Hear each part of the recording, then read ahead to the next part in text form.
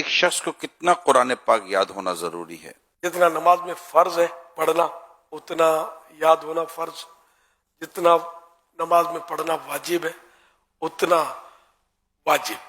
تلاوت قرآن کے لیے کم از کم کتنے تلفظ کی ادائیگی کا لحاظ ضروری ہے؟ یہ تلفظ ہے کتنے حروف کی ادائیگی کا لحاظ؟ دوسرے حرف سے یہ ممتاز ہو جائے، نمایاں ہو جائے، یہ لکھا ہوا ہے۔ لیکن یہ کہ جو قاریوں نے حرف کی صورتیں بیان فرمائی ہیں اس طرح نکالنے کی ہر ایک کو کوشش کرنی چاہیے، یعنی کہ اتنا قرآن درست ہو کہ جس کے بارے میں ما یجوز بہ الصلاۃ، جس سے نماز درست ہو سکے، یہ ہر ایک پر یہ لازم ہے، اتنا درست ہو۔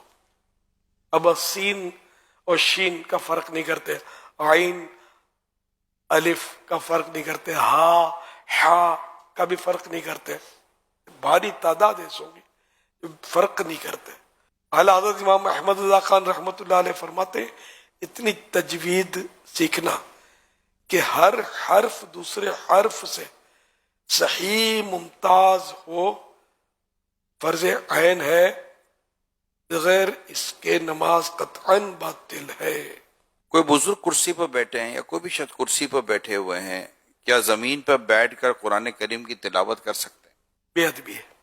اگر کوئی قریبی کرسی پر بیٹھا ہوا ہے، کوئی زمین پر بیٹھے تلاوت کر رہا ہے، تو اب اگر کرسی پر بیٹھنے والا بیچارہ اپنی مجبوری سے بیٹھا ہے تو تلاوت کرنے والے کو چاہیے کہ کوئی اور جگہ چلا جائے، ہاں فاصلہ کر لے۔ مساجد میں اس وقت کرسیوں پر بیٹھنے کی کیونکہ تعداد بڑھ رہی ہے تو لوگ کرسی پر بیٹھ کر، جس کو نیچے بیٹھ کر نماز جو نہیں پڑھتے، جو کرسی پر بیٹھ کر نماز پڑھتے ہیں، تو یہ عموماً قرآن کریم بھی کرسی پر بیٹھ کر ہی پڑھ رہے ہوتے ہیں۔